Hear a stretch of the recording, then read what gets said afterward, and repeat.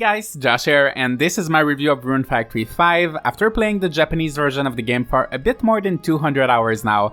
So spoiler, after that many hours you already know that I am enjoying this game, but in this video I'm gonna be going in detail about what I like and dislike about Rune Factory 5, how my experience has changed during my playthrough, and whether or not you should buy this game depending on the type of player that you are and your experience with the series. So first, let's quickly talk about Rune Factory as a series for those who are new. So Rune Factory started on the Nintendo DS in 2006 as a spin-off of the Harvest Moon series, which is now called Story of Seasons, and it reinvented the farming simulation genre by adding RPG elements such as skills, abilities, levels, fighting, crafting, dungeons, as well as a heavier focus on the story. It's now a series that stands on its own with 7 different games, or 8 if you count Rune Factory 4 and 4 Special as 2 different games, and even though its future was uncertain after the original developer Neverland filed for bankruptcy in 2013, Rune Factory is back thanks to Hakama Inc., a studio founded by Marvelous in 2018, and it's being led by Yoshifumi Hashimoto, the original creator and producer of the Rune Factory series. So even though this game has technically been developed by a new studio, it still has the same producer and a lot of the same people that worked on previous Rune Factory games, so the series is still in great hands. So now let's start talking about the game. The story in Rune Factory 5 follows a pattern similar to previous games in the series, which means your character has amnesia, and you wake up in the middle of the forest and you get to pick between Ares, the male protagonist, or Alice, the female protagonist. So as usual with Rune Factory games, there is no character customization because you play a preset character. You're gonna be able to change outfits later on. Of course, you can also pick your name, but just don't go into this game with the expectation to change your hairstyle or to change your skin color or anything like that, because these are preset characters. So you wake up in the forest and you see Hina, this little girl that is being threatened by some monster. So you decide to jump in and protect her, and then you return to the cozy little town of Rigbart, where you're gonna be joining Seed, a peacekeeping organization. So as part of a Seed member, you'll have to fulfill requests and help the different townspeople of Rigbart, and soon enough, things will take a turn for the worst, and you'll have to save Rigbart from a series of strange events. I'm not gonna spoil the story here, so I won't go into too much details, but I have to say that overall I did enjoy the story. There's a few exciting plot twists, and it kept me interested in the main quest, and also it really helped me to get attached to the cast of characters. Everyone in Rigbart has a vastly distinct personality and stories. So for example, Lucy is very competitive and will always try to challenge you. Ludmila the succubus is always flirting. Elsje is always sleepy. So all of these characters have very dominant traits, and while sometimes I wish some of the characters were a bit more multifaceted or a bit more complex, at least it makes each character memorable and different from everybody else, and as a result you get attached to them and the town feels alive. I played some farming games in the past where everybody felt the same, and that's definitely not the case here in Rune Factory 5. There's also a great selection of marriage candidates with 6 male and 6 female characters to choose from. Plus, with the introduction of same-sex marriage, there's hopefully a few interesting options for everybody. I know a lot of people also would have liked to date other characters such as Misasagi or Darak, or to have characters with different body types or skin colors. So in that sense, there's maybe not as much diversity as in Western farming games, but at least the characters that are there, they're fun to get to know, and there are also tons of events with each of these romanceable characters, and you're gonna need to see these cutscenes before you can start dating and eventually get married. And also one of the great improvements compared to Rune Factory 4 is that whenever there's an event going on, you'll have markers on your map so you know when and where to trigger these events. And this is the same thing for the main story, so you're never really going to get stuck wondering where to go next. And I think that's really good because in previous games there would definitely be times when you're not sure where to go or how to trigger certain things, so now this is made a lot easier. However, I think it also removes a bit of charm from the game in my opinion. You won't ever enter into a shop and have an unexpected cutscene or get excited when there's an event with your love interest that you've been waiting for, because they will always show on the minimap and there's no way to turn it off. And also maybe it's just a me thing, I don't know if others will do that, but sometimes I was really tempted to just rush through all of these events in one shot just to remove them from the minimap, because it's really a lot of events and they're gonna make your minimap look really busy. I don't know if that makes sense, and I'm kind of nitpicking with this, but overall I have to say that the events were fun and you will definitely enjoy getting to know these characters. but I just think that it feels a bit less natural and exciting than in previous games, just because there's no longer this element of surprise involved. But on the other hand, it makes progressing through the game easier, so I think it really depends on your personal preference, but I just wish we could toggle these markers on or off. But with that being said, I really like the story and characters of Rune Factory 5. They really kept me entertained and allowed me to immerse myself into the universe. Also, I should mention that if you've played previous Rune Factory games, you will recognize some places and concepts mentioned in the story, so you're gonna be a bit more familiar, but it's in no way necessary to have played them in order to fully enjoy the story of Rune Factory 5. However, one of my gripes with the main story in this game is that it felt quite short, and I think there's two main reasons for that, and let me explain. So first, as I said, you always know exactly where to go, so unless you force yourself to wait in between events and dungeons, it's very easy to simply follow the markers and get done with the main quest. There are times when the game will make you wait a few days between events, but for the most part you can keep going pretty much non-stop. So I tried to take my time with it, and I finished I believe at the beginning of fall in the first year, but someone could probably finish a lot earlier than that if they were kind of rushing through the story. But one thing I have to say though is that days in Rune Factory 5 are twice as long as in Rune Factory 4, so 24 hours in game is now 48 minutes, as opposed to 24 minutes, I believe it was in Rune Factory 4. So yes, I did finish the whole story during the first year, but on the other hand, you can achieve double the things in one day. So in terms of hours, it took me maybe between 25 and 40 hours, maybe a little bit less, to finish the main storyline, and I think it's reasonable. It seems short when you look at it in terms of days for a farming game to finish within the first year, but it's also not that short in perspective when you look at it in real hours, which is in the end what really counts. Also, I think it's a really good idea to have longer days, because one complaint I hear a lot about lots of different farming games is that people always say the days are too short and they don't have the time to do everything that they want to do in a day. Especially in Rune Factory, there's just so many things to do. So with the 48 minutes per day, I often found myself actually going to bed pretty early, like around 3 p.m. or 4 p.m. because days are pretty long actually. But yeah, just keep that in mind that the days are a lot longer than in most farming games. However, for me, the main reason why the main story felt short is because this game is extremely easy.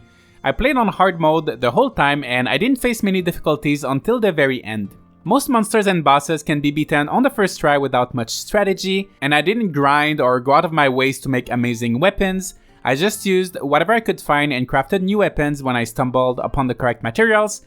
But I really didn't have to make any kind of effort for that. Also, most of the dungeons are extremely short and you can beat them in just one day, so that's a bit of a shame, especially because Rune Factory 5 allows you to bring up to 3 villagers or monsters with you to help in combat. You can ride monsters to travel faster, which is fun, and you can give equipments to your friends to make them stronger, but honestly your partners feel a bit useless because they're gonna be so strong even on your own. I would still recommend bringing people in your party as it increases your relationship with them, but I wish they had a bigger impact on the combat experience and that the dungeons would be a bit more difficult.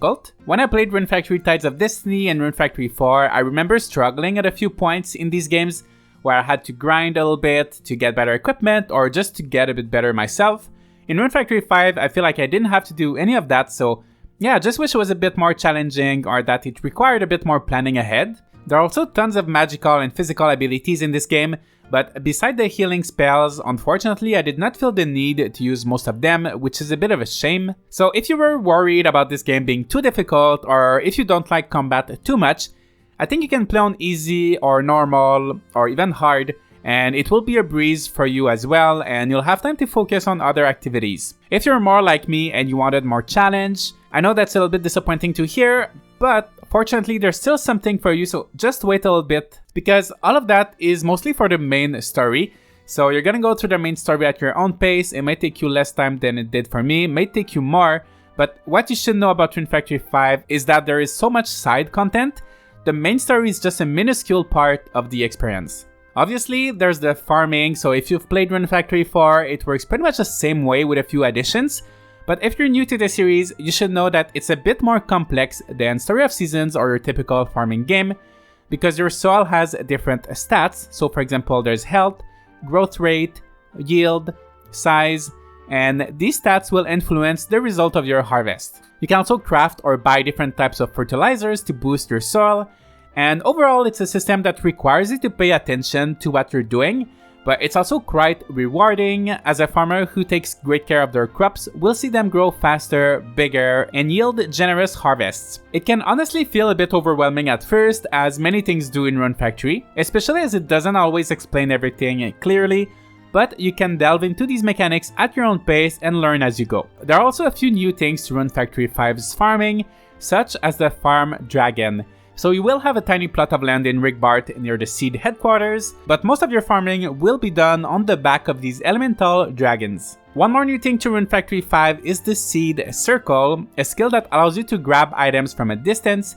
get extra loot from enemies, and if you charge it, you also can get monsters to fight alongside you temporarily. That last one is again an interesting mechanic, but since the combat is a bit too easy, it feels useless and most players will have no need for it and just simply forget it even exists. So anyway, with this Seed Circle, you're gonna be able to get different elemental crystal fragments from monsters, and with 5 fragments, you're gonna be able to make 1 crystal, and sometimes you're also gonna be able to find whole crystals in the wild, and you can then use these crystals to feed the farm dragons, who will reward you in useful ways. For example, if you give them an ice crystal, they're gonna make it rain for a day. Give them fire crystals and they'll make your crops grow faster. With an earth crystal, they will expand the size of your field. So crystals can take a while to collect, but these boosts really make a big difference on your field and your crops, and they're also a really great alternative if you want to improve the qualities of your soil without having to put fertilizer manually on every square, which could be something a little bit tedious in Rune Factory 4. So I think this is a good improvement. I wish there was a little bit more of a difference between the different farm dragons, like some sort of seasonal fields or something like that, but overall I do love the farming in this game. It keeps most of the mechanics from Rune Factory 4, but improves them a little bit. And of course you'll also get to take care of monsters in this game. There are hundreds to choose from, as most monsters you'll encounter in this game can be tamed. Many will give you items daily or help you in battle, and what's great in Rune Factory is that taking care of your monsters is not as time consuming as it is in most farming games, because all of your fodder is stored in one bin and monsters eat from it automatically, so you don't have to feed all of your monsters one by one.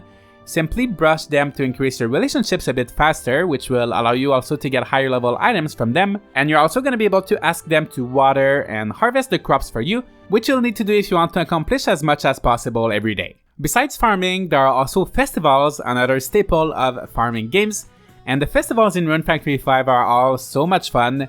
Most of them are engaging minigames like the eating contest, the Buffamoo Festival, the Snowman Festival. They're all really just so much fun, and there's also a different fishing contest, and even the festivals that are just cutscenes, I think they're still so interesting. One of my favorite ones is the Firefly Festival, where you get to pick a character to watch the fireflies with, and you're gonna get these interesting conversations with that character, allowing you to learn a little bit more about them. And what surprised me the most is that usually in these types of festivals, the game only lets you pick one of the romanceable characters, but here you can actually pick anyone, so I chose to go with Yuki, and she told me a story about when her and Randolph were watching the fireflies together, and I think it was just a very cute moment. And yeah, I want to do this festival with all the characters just to know more about them, but this event is just once a year, so I think that's gonna take a little while before I can see all of the cutscenes. I think festivals are always a great way to change the pace of the game a little bit, and so far, Rune Factory 5, I think, is the game with the most interesting festivals that I've played. Between farming, festivals, and of course building relationships with the townspeople, you will also have access to a task board with a ton of requests to fulfill. So these requests kind of serve as tutorials, especially at the beginning, and they will guide you a bit through the game by encouraging you to plant different crops, to try certain game mechanics, and to make progress, such as building level 10 friendships with everybody in town, harvesting level 10 crops, taming 50 monsters, and all of these things that require quite a bit of work. In exchange, you're going to be rewarded with some items, recipes, and things like new seeds that will become available at the store. So they're really important, don't neglect the requests, and they're also going to keep you busy for quite some time. There are also these bounty hunter missions for Livia, where she will ask you to find a monster in a specific area and capture it with your seed circle, and in turn, you will get some items and you will increase your rank among the seed organization. Increasing your rank will give you access to different marks, each with different perks. So for example, one of them will reduce in half the hospital fees if you pass out, and another one will increase the speed of your mount. I also can't talk about Rune Factory without talking about the crafting. This is another one of those things that's quite overwhelming at first, and I wish the game would explain it a little bit more. There's cooking and chemistry, which are pretty straightforward, but then you've got crafting and forging, and on the surface, it looks very simple and easy to use, and you can easily go through the main story by simply crafting the different weapons and armors you see on the recipe list without doing anything complicated, which is what I did.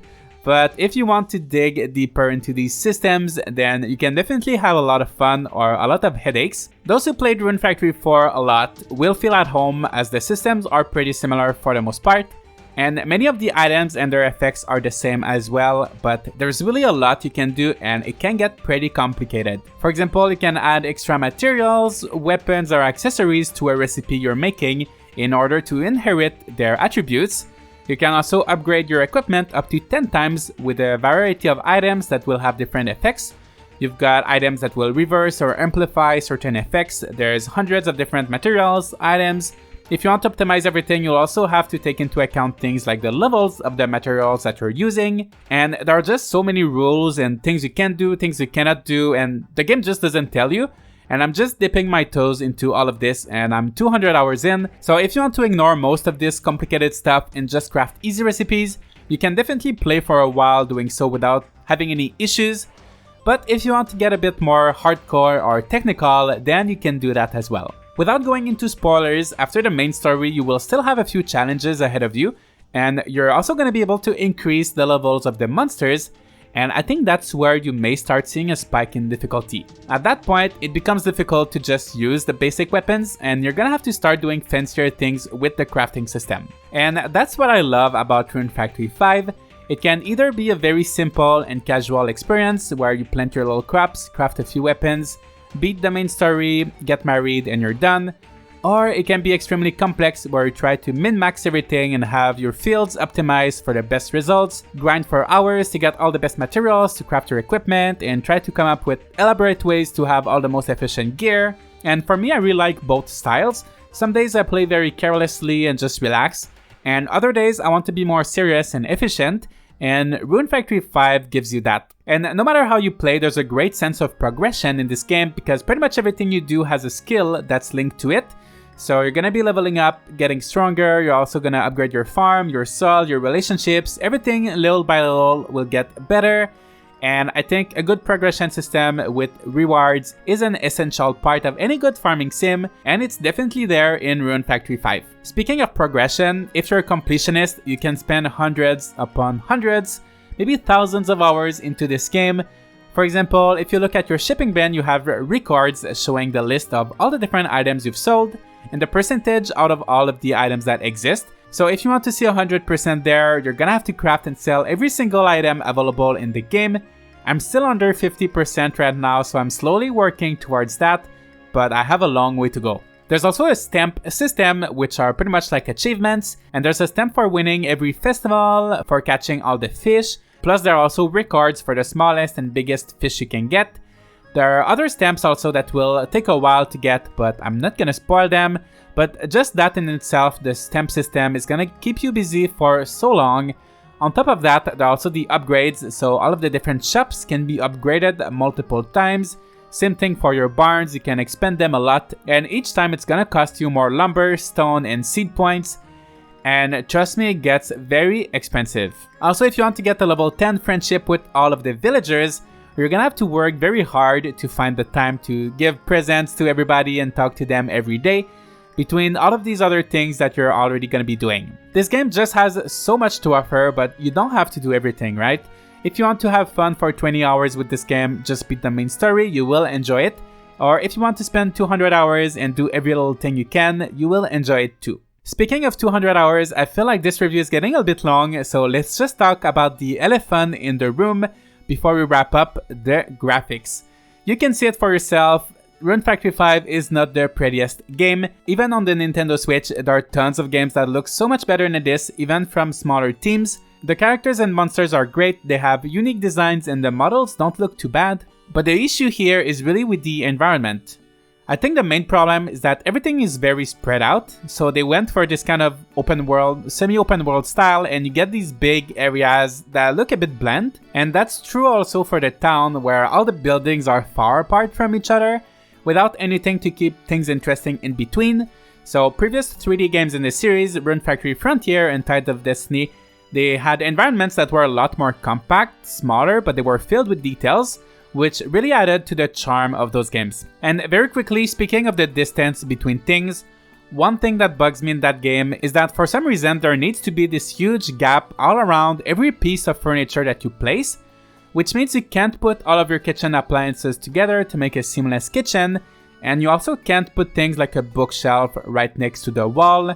I'm not sure what's happening recently with Marvelous, as last year with Story of Seasons, Pioneers of Olive Town, we couldn't rotate furniture, and now we have Rune Factory 5, at least we can rotate furniture in this one, but there's this weird space between everything and it just looks odd. I don't know why all of these games have these weird issues with furniture placement, but other than that though, I do appreciate that there's quite a few different pieces of furniture that you can buy, as well as floors, curtains, and wallpapers, so you can customize your room a little bit. But going back to the graphics, so some areas like the lake simply look unfinished.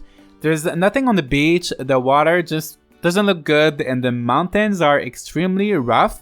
They don't have any trees, there's no way to sugarcoat it, and there's no excuse for it. Some areas just don't look good at all. So other areas will look better, but overall it is a bit disappointing as it feels like a step down when compared to the previous 3D Rune Factory games that came out during the Wii era. However, I think that the gameplay more than makes up for it, and while it can be a bit jarring at first, eventually you will get over it, or at least I got over it. So I know this might be a deal breaker for some, but if you can deal with what I'm showing you right now, then I think you're gonna be fine and you will still enjoy your time with Rune Factory 5. In terms of performance, you will notice some frame rate drops, especially during combat. As I said, the battles are not very challenging, so it won't really have a negative impact on the gameplay itself. And for me, just like with the less pretty areas, I think I got over it pretty quickly and I don't notice the frame rate drop so much when I play, but that's one thing to keep in mind if a smooth performance is a must-have for you in a farming game. There's some good news, however, and it's that there's a dynamic resolution mode in the settings that you can toggle on or off, and if it's on, the resolution will sometimes go down a bit in order to achieve a smoother frame rate.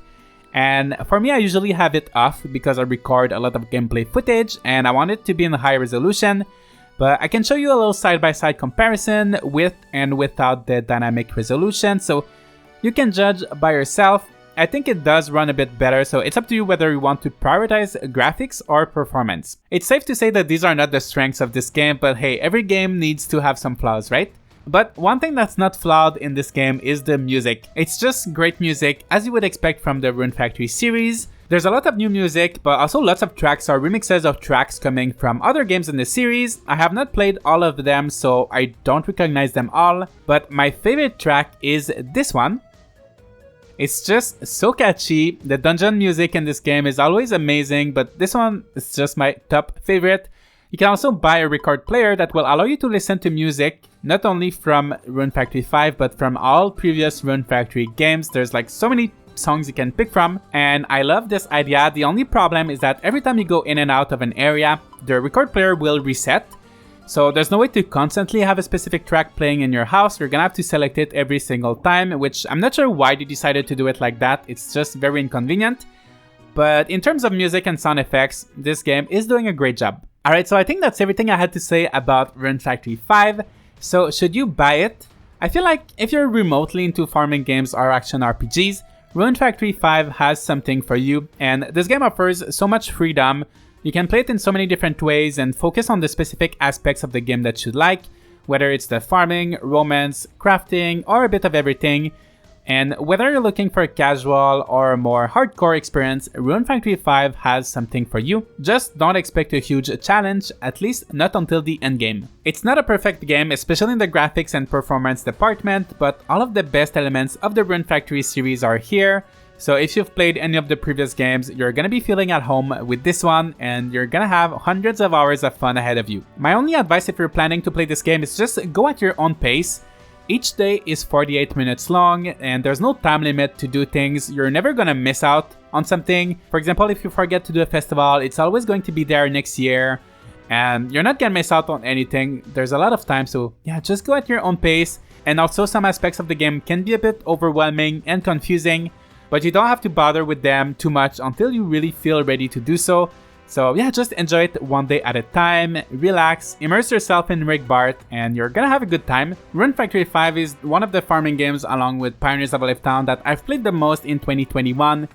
And I think it's still gonna be the farming game I'm gonna play the most in 2022.